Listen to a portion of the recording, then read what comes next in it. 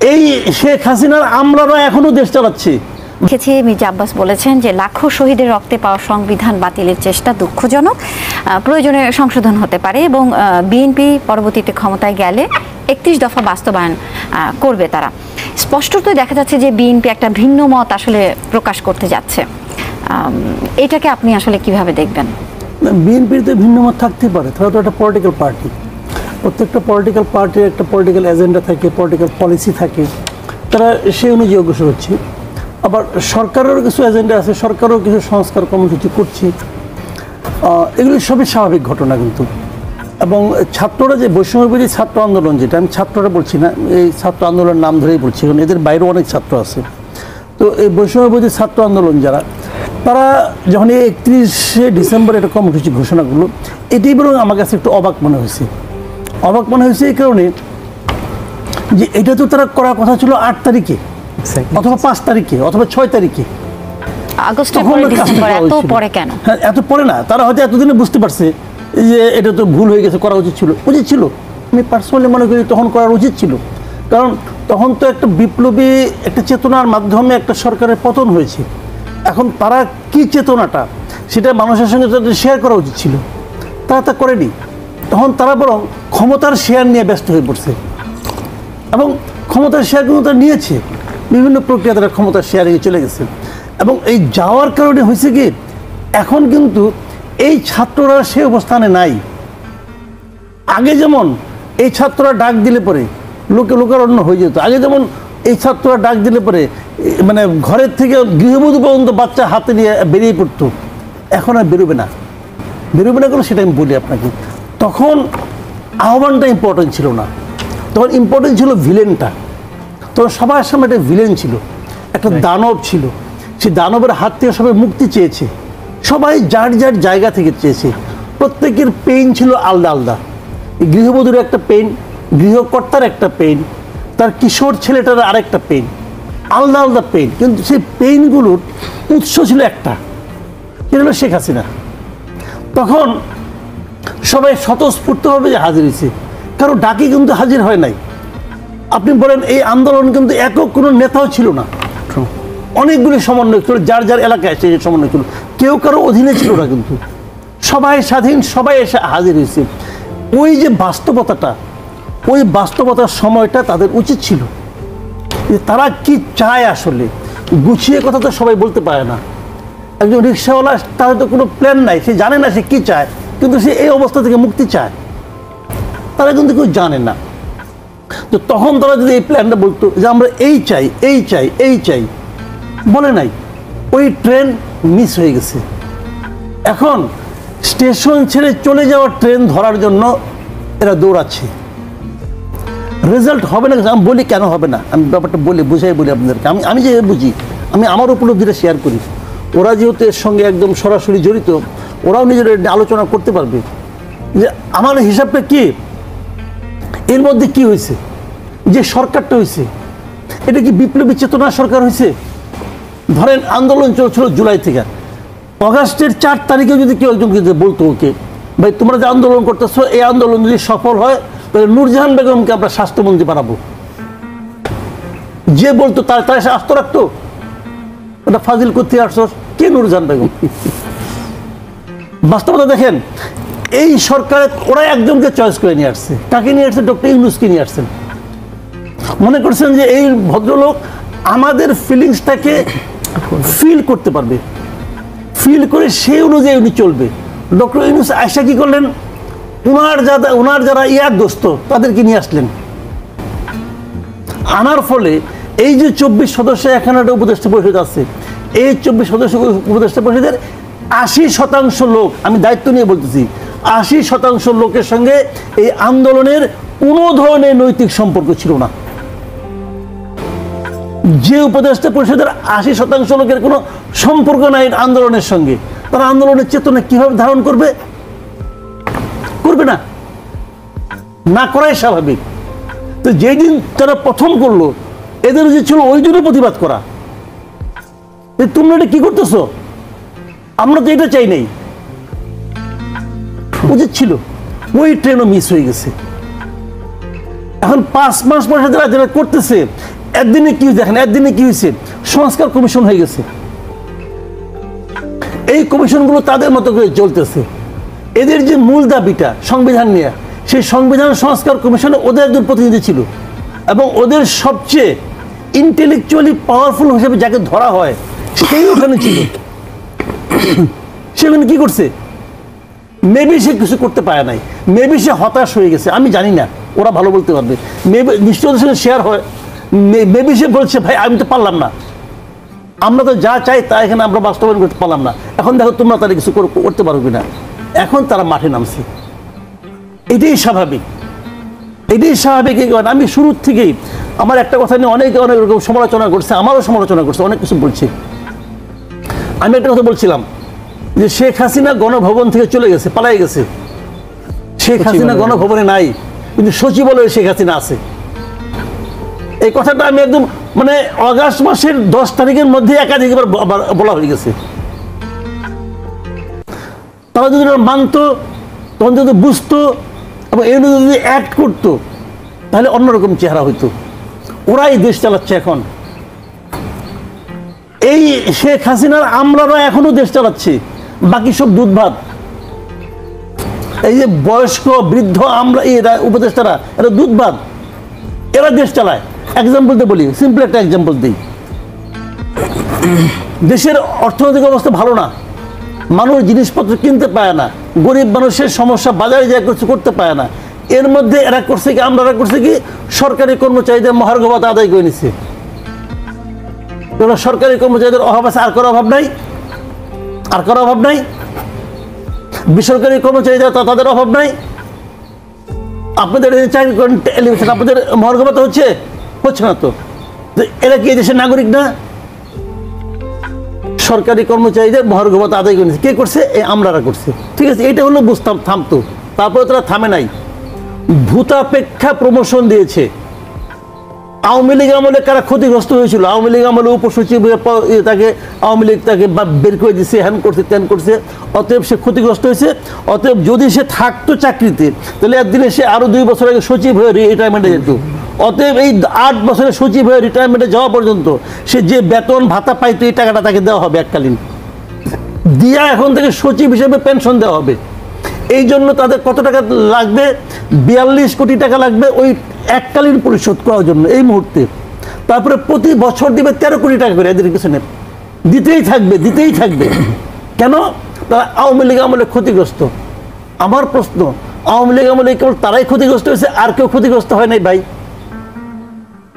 আওয়ামী লীগ সরকারের হাতে আর কেউ ক্ষতিগ্রস্ত হয় নাই? তাদের পেইনটা বেশি। আচ্ছা, অত লোক বাদ দেন, 36 দিনে যে লোকগুলি গুলি খাইলো, চোখে গুলি খাইলো, চিকিৎসা এখনো হচ্ছে না, তাদের চিকিৎসা করতে তো এত কোটি টাকা লাগে না। তাদের চিকিৎসা করতে এত কোটি টাকা লাগে? লাগে না তো। ওইটা করেন আগে। আপনি ফরজ নামাজ দিয়ে নফল নামাজ দিয়ে টানাটানি করতেছেন। কেন করতেছেন? কারণ ওটা আপনার আমলা, দেশ চালায় আমলারা। এই উপদেশটারও দুধ ভাত, দুধ ভাত বুঝেন? ছোটবেলায় দুধ ভাত খেলতাম, মানে গোল্লা সুট খেলতাম, আমার কেউ নিত না, কারণ আমি ছোট। তখন যখন কান্নাকাটি করতাম, তখন যদি বাপ মা এসে ধমক দেবো, তখন বলতে ঠিক আছে ওরে নাও, ও দুধ ভাত। আমি হুদাই দৌড়াইতাম, এক বেদিকে যাই, এক বেদিকে যাই, কোনো বেল নেই আমার। এরা হলো দুধ ভাত সব। স্টিল দেশ চালায় আমলারা। কি করবে এরা? কিছুই করতে পারবে না। এদের আবেগ আছে, এদের ইমোশনটাকে আমি অনার করি, এদের হয়তো একটা লক্ষ্য আছে, সেটাও অনার করি, কিন্তু সেটাকে একটা সিস্টেমে যে আনা, এটা তারা পারে নাই। এবং 31 তারিখে যাই নিয়ে তারা একটা হোঁচট খাবে। ও আছে আমার সামনে, আমি আগে বলে যে ভাই আপনি খেলে মানুষকে ডিমোরালাইজ করেন। ডিমোরালাইজ করি না, আমি ওদেরকে সতর্ক করতেছি, যদি করতে চান করেন, সিরিয়াসলি করেন। কতটুকু পারবেন জানি না, পারবেন না, আমার ধারণা পারবেন না। কেন পারবেন না সেটাও বলি। এরা বলছিল এই যে শাহাবুদ্দিন চুপ্পুর পদত্যাগ চাই বলছিল, তো এটা তো অটোমেটিক থাকে না। যে দেশের প্রাইম মিনিস্টার পলায় যায়, সে দেশের প্রেসিডেন্ট থাকে কিভাবে? এটা তো অটো থাকে না। পদত্যাগ করতে পারলো না কেন? বলেন কেন পারলো না? পারে নাই তো। পারে না এই কারণে ওদের দাবির সঙ্গে সরকার ছিল না, ওদের দাবির সঙ্গে পলিটিক্যাল পার্টিজ ছিল না। এখানেও থাকবে না। সরকার অলরেডি বলে দিছে এর সঙ্গে আমরা নাই, এর সঙ্গে আমার এইবার না থাকাই স্বাভাবিক। কিন্তু বিষয়গুলো এখানে মাঝখান থেকে কি হবে, হইচই হবে, এবং যদি ব্যর্থ হয় তাহলে ওদের ইমেজ নষ্ট হবে। ব্যর্থ হলে ইমেজ নষ্ট হবে। অলরেডি লোকে বলে যে এই মানে আপনার ছাত্রদের সংগঠন যেটা আছে বৈষম্য বিরোধী, এরা অলরেডি ফাঁপানো বেলুনে পরিণত হয়েছে। দেখতে মনে হয় বড়, আসলে বড় না। 31 থেকে সেটা প্রমাণ হওয়ার একটা আশঙ্কা আছে যে আসলেই বড় না। আপনার লোক জমায়েত করলেন, কিচ্ছু যায় আসে না। জামাতে ইসলামী মিটিং সবচেয়ে আরো হয় বাংলাদেশে, স্টিল ভোট পায় 6 থেকে 7%। এটাই রিয়েলিটি। কিন্তু লোক কত জমায়েত করেন সেটা ইম্পর্টেন্ট না, মানুষের মধ্যে কি প্রভাব বিস্তার করতে পারেন সেটা ইম্পর্টেন্ট। ইতিমধ্যে ওনাদের লোকজন নানা রকম কর্মকাণ্ডের মাধ্যমে কিন্তু বিতর্কিত হয়ে গেছে। হয়তো বিতর্কিত হওয়া উচিত ছিল না, কিন্তু মানুষ তো ভাই, বাংলাদেশের মানুষ এরকম সমালোচক মানুষ পৃথিবীতে খুব কম আছে। পান থেকে চুন খুঁজলে পরে তারা বলে এই তো পারলো না। এইটাকে আপনি কিভাবে হ্যান্ডেল করবেন? আপনি বিভিন্ন জায়গায় যাচ্ছেন, ভোকাল হচ্ছেন, কথা বলছেন, কিন্তু আপনার হাতে তো কোনো ক্ষমতা নাই। কোনো ক্ষমতা তো নাই। যখন কোনো ক্ষমতা নাই তখন মানুষ কি চায়? বাংলাদেশের মানুষ ক্ষমতা মানে ই করে, তার পক্ষে তারা আছে, যে ক্ষমতা আছে তার পক্ষে আছে। আপনি দেখবেন একটা ইলেকশন হয় না, যে ভদ্রলোক তার ভোট দেয় না, ওই লোকটা ভালো কিন্তু ভোটটা নষ্ট হবে, সে যায় মাস্তানরে, কারণ স্যার পাওয়ার আছে। ভেরি মানে ফানি ব্যাপার এগুলো। ফানি ঠিক না, আমি বলবো এটা খুব মর্মান্তিক ব্যাপার আমাদের জন্য। চাই যদি ঘোষণাপত্র সংবিধানকে সাংঘর্ষিক পর্যায়ে নিয়ে যায়, যদি বলছি সেক্ষেত্রে অন্যান্য রাজনৈতিক দলগুলো কি আসলে একমত পোষণ করবে? শুনেন, এটা না বহুত একটা টেকনিক্যাল ব্যাপার। টেকনিক্যাল ব্যাপারটাকে আমি বলি, কারণটা বলি। কেউ কিন্তু মনের কথা বলবে না, সবাই রাজনীতির কথা বলবে। আমি একটা সিম্পল কথা বলি আপনাকে। ধরা যাক এরা ওই প্রোক্লেমেশনে এমন কিছু কথা বললো যে কথাটা সবার কথা, সবার কথা হইতে পারে না ভাই, সবই কি ভুল বলবো নাকি? আমি ধরলাম খুব ভালো ভালো কিছু কটা কথা বললো, সংবিধান নিয়ে কিছু মন্তব্য করলো, খুব ভালো মন্তব্য, ঠিক আছে, কেউ মানবে না, কোনো পলিটিক্যাল দল মানবে না। কি কেউ মানবে জানেন? পলিটিক্যাল দলগুলি ভাববে সামনে তোমার ইলেকশন, তো সামনে ইলেকশনে আমি যদি ওদের সঙ্গে একমত হয়ে যাই তাহলে আমার রাজনীতিটা থাকলো কই? কথা কিন্তু ভাই সিম্পল একদম। এটা হলো রাজনীতির ভাষা, রাজনীতির অনুভূতি। তারা জনগণকে বোঝাতে চাইবে যে আমরাই শ্রেষ্ঠ, আমাদেরটাই সবচেয়ে বড় ঠিক। জনগণও কিন্তু ওইভাবে এখন বুঝবে। জনগণ তো ভাগ হয়ে গেছে। কি কারণে বললাম তখন উচিত ছিল? তখন তো জনগণ এক জায়গায় ছিল, তখন জনগণ কিন্তু ওই ইস্যু নিয়ে থাকতো। আরো কি হয়েছে দেখেন, একজন আপনার এই মানে উপদেষ্টা মাঝখানে ওই দিন দেখলাম একটা সেমিনারে বলতেছিল যে আমরা সাংবিধানিক সরকারও না, আমরা বিপ্লবের সরকারও না, বলছে দুদিন আগে বলছে। এই প্রোক্লেমেশনে কি থাকবে? বললো তুমি যে কোনো একটা হও, তুমি খচ্চর হইও না, তুমি সংবিধানের সরকারও না, বিপ্লবের সরকার, তো তুমি কি? তুমি কি? আমি দুইটার মিশ্রণ হয় না ভাই, এটা হয় না। হয় তুমি সত্য, নাহলে তুমি মিথ্যা, হয় তুমি সঠিক, নয় তুমি ভুল। তুমি বলতেছো যেটুক আমার পছন্দ হয় সেইটুকু আমি নিব সংবিধান থেকে, যেটুকু আমার পছন্দ হয় না সেটুকু আমি নিব না। ভাই নিও না, নিও না। তোমার নেওয়ার জন্য হাতে পায়ে ধরছে? সংবিধান মানে নাকি বিপ্লব হয়েছিল? শেখ হাসিনা যে গেছে সংবিধান অনুযায়ী গেছে? সংবিধানে কোন ধারায় আছে যে প্রাইম মিনিস্টার এভাবে চলে যাবে? কোন ধারায় আছে? সংবিধানে কোন ধারায় আছে যে জনগণ প্রাইম মিনিস্টারকে মানে দেশ ছেড়ে পালাইতে বাধ্য করবে? কোনো ধারায় আছে? নাই তো রে ভাই।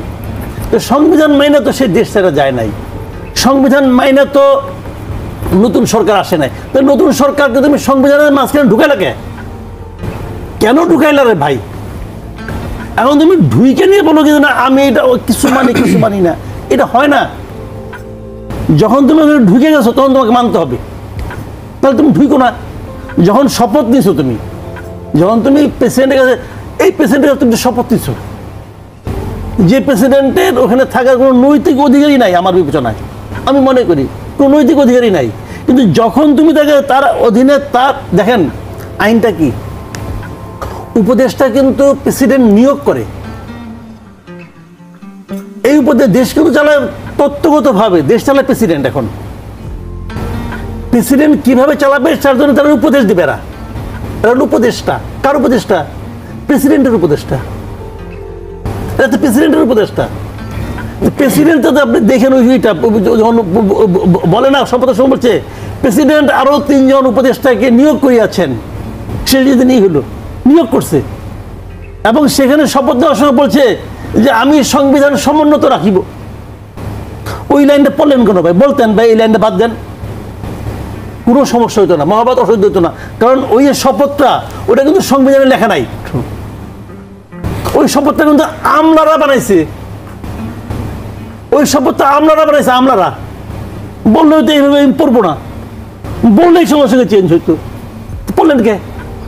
পইরা নিয়ে এখন কিন্তু এই ছবি নামাবো, পইরা নিয়ে মাহফুজ আলম বলে ছবি নামায় ফেলাতে হবে। তো পড়ার সময় খেয়াল আসলো না, কারণ যদি আপনি সংবিধানকে সমুন্নত রাখেন, যে আপনি শপথ করছেন, শপথ করে ভাই এটা খোসালাপ না, কিন্তু আপনি শপথ করেছেন এই সংবিধানকে আপনি সমুন্নত রাখবেন। তো সমুন্নত রাখার কথা বইলা সংবিধানে স্পষ্ট লেখা আছে ছবি উপরে থাকবে, সমুন্নত রাখলেন না। তার মানে কি আপনি কিছু মানেন কিছু মানেন না, এটা চলবে না রে ভাই, এটা চলবে। যে কোরআনে কিন্তু এটা আছে, আপনি যদি কোরআন মানেন তাহলে মুসলমান, যদি না মানেন তাহলে আপনি কাফের। আর যদি কিছু মানেন কিছু মানেন না, সুবিধা অনুযায়ী মানেন সুবিধা অনুযায়ী মানেন না, তখন মুনাফিক। সিম্পল কথা ভাই, কথা সিম্পল। কিন্তু তো আমার কথা হলো কি, এগুলো হলো জানেন এগুলো হয় কেন আমি বলি আপনাকে, এগুলো হলো গিয়া আমরা রইল ধূর্ত, মানে ধূর্ত টু দি পাওয়ার কত দিবেন আপনি দেন, এদের চক্করে পড়া সরল বিশ্বাসে ধরা খেয়ে গেছে। এখন এই ধরতে এটা তো প্যাচ, তো একটা প্যাচে ঢুকবেন আর একটা প্যাচের মধ্যে আটকে যাবেন, একদম সিম্পল হয়ে গেছে এই কাজটা। আর ইউনূস সাহেব বাংলাদেশের মানুষ সম্পর্কে তার কোনো ধারণাই নাই, এটা হলো আমার উপলব্ধি। উনি বাংলাদেশের মানুষ চিনে না, বাংলাদেশের মানুষের মন মানসিকতা কিচ্ছু বুঝে না। উনি বছরের অর্ধেক সময় থেকে দেশের বাইরে। একদম শেষ পর্যায়ে চলে এসেছি, 30 সেকেন্ডের মধ্যে আপনি যদি কিছু বলতে চান। না, আমার বলার তেমন কিছু নেই। আমার কথা হলো কি, দেখেন এখানে অনেকগুলি পক্ষ আছে, কিন্তু সবচেয়ে বড় পক্ষ হলো সাধারণ মানুষ। সাধারণ মানুষের কি অবস্থা? আপনাকে রিক্সাওয়ালাকে বলেন 31 তারিখে প্রোক্লেমেশন অফ রেভলিউশন হবে, সে বলবে এটা হলে কি জিনিসপত্রের দাম কমবে? তার কিন্তু একটাই প্রশ্ন। আপনি বলবেন যে এত দ্রুত চিন্তা করেন কেন, পরে কমবে। তো ওই জিনিস করবে কত পরে, তত পর্যন্ত কি আমি বাঁচবো? এই হলো গিয়ে বেসিক কথা। সাধারণ মানুষের জীবনের কথা ভাবতে হবে। আমি তো ওনাদেরকে মানে আহ্বান জানাবো যে ভাই ওগুলিও করেন, প্লাস এগুলিও করেন, সাধারণ মানুষের পাশে দাঁড়ান, সাধারণ মানুষের কষ্টের জন্য সরকারের বিরুদ্ধে আন্দোলন করেন। কেন জিনিসপত্রের দাম কমতেছে না, কেন তারা চাঁদাবাজকে থামাতে পারছে না, এইখানে আসেন, মাঠে নামেন। কারণ এগুলি অনেক দিন ধরে চলবে, রাজনীতি অনেক রকম হবে, প্রত্যেকটা পলিটিক্যাল পার্টি তার মতো করে রাজনীতি করবে। এরা কেউ জনগণের কথা ভাবে না। এই জনগণ ভাবে যে আমাদের লোক হলে এরা আমাদের সঙ্গে আসে না কেন?